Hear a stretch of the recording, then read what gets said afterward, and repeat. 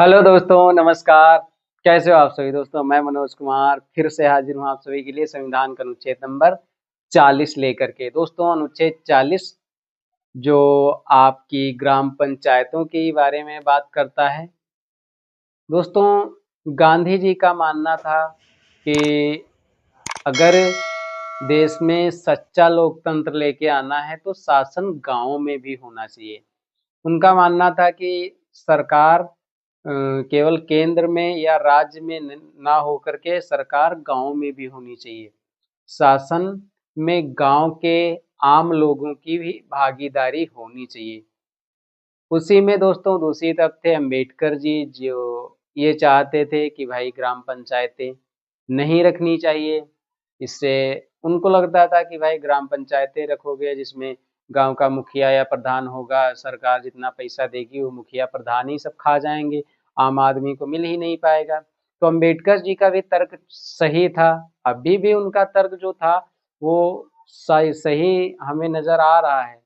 प्रधान और जो ये मुखिया होते हैं काफी पैसा खा जाते हैं आम जनता का। दोस्तों, फिर भी काफी कुछ अच्छा हुआ है, सरकार ने काफी नीतियां बनाई और अच्छा बदलाव हुआ है। तो इनमें से दोनों के बीच में बहस छिड़ गई, गांधी और अंबेडकर जी के बीच में। तो फिर भाई तीसरे व्यक्ति एक आए, आपके राजेंद्र प्रसाद, जो पहले राष्ट्रपति बने हमारे देश के। उन्होंने कहा कि भाई ऐसा किया जाए, इस आर्टिकल को अनुच्छेद 40 में, जो कि राज्य के नीति निर्देशक तत्व हैं, उसमें डाल दिया जाए और यह राज्यों पर छोड़ दिया जाए। जहां जिस राज्य में उनको सही लगेगा वो अपने राज्य में लागू कर देंगे। तो भाई गांधी जी भी इससे राजी हो गए और आपके अम्बेडकर जी भी राजी हो गए। तो दोस्तों, अनुच्छेद 40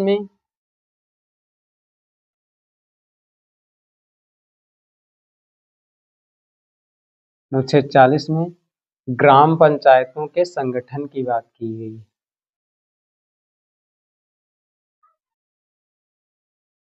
तो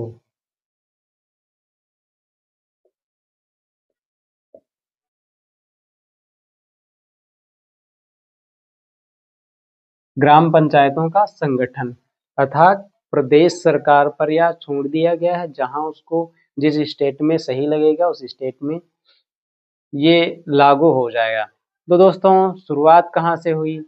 सबसे पहले ग्राम पंचायत लागू करने वाला स्टेट था राजस्थान। सबसे पहले राजस्थान। राजस्थान में सबसे पहले लागू हुआ 2 अक्टूबर 2 अक्टूबर 1959 को।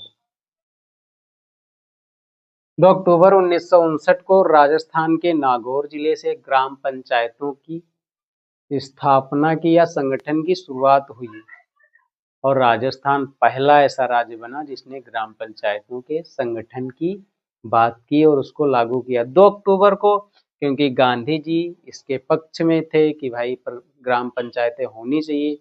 तो गांधी जी ने इसका समर्थन किया था, इसीलिए 2 अक्टूबर तारीख रखी गई कि भाई गांधी जी तो चले गए हैं, अब उनकी इच्छा थी कि भाई ग्राम पंचायतें होनी चाहिए।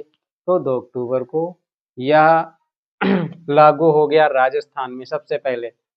और दोस्तों, बात करेंगे इसके ग्राम पंचायतों को कुछ अधिकार भी दिए गए हैं, कुछ शक्तियां भी दी गई हैं, जो अनुच्छेद 243 में हम जानेंगे।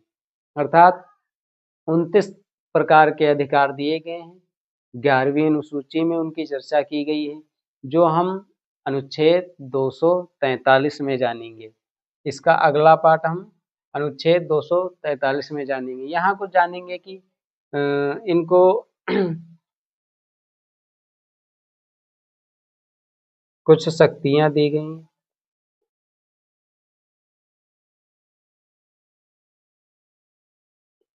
शक्तियां या अधिकार दिए गए, जैसे आपने देखा होगा कि प्रधान या ग्राम पंचायत के लोग जो मेला या बाजार लगती है वहां से कुछ पैसा वसूलते हैं, तो ये उनके अधिकार क्षेत्र में आता है। ऐसे उनको कुछ अधिकार दिए गए दोस्तों। और उनको एक स्वायत्त इकाई के रूप में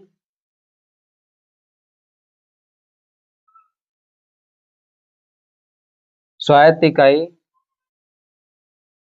के रूप में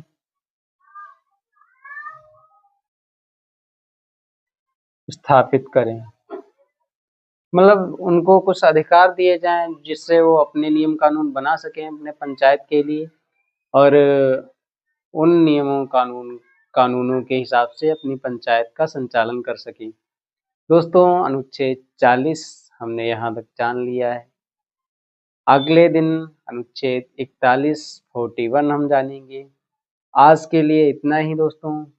प्लीज़ वीडियो के बारे में हमें कमेंट में अपनी राय ज़रूर बताएं। Thank you. जय हिंद।